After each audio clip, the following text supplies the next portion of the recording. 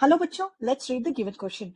Organization of stem apex into corpus and tunica is determined mainly by A. Planes of cell division, B. Regions of meristematic activity, C. Rate of cell growth, D. Rate of shoot tip growth.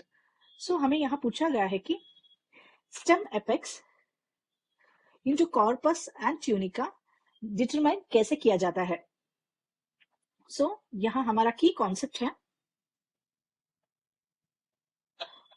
corpus, tunica,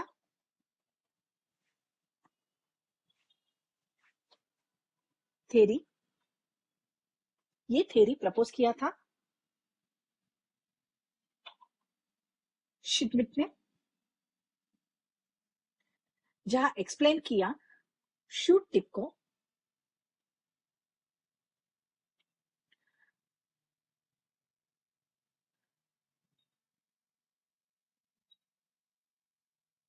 shoot tip में दो तरह के sales होते हैं, एक है corpus और दूसरा है tunica.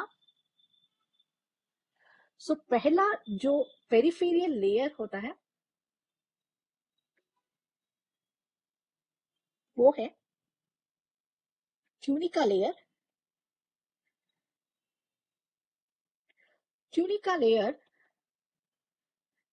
Tunica cells is responsible for the vertical division. ये वर्टिकली डिवाइड होते हैं. Whereas the corpus cells which are divided and scattered in the shoot, वो cells होते हैं corpus. यानी ये cells divide होते हैं in all planes. So tunica is mostly helps in the growth of the peripheral part of the shoot, whereas the corpus helps in the growth of all around, यानी volume का growth.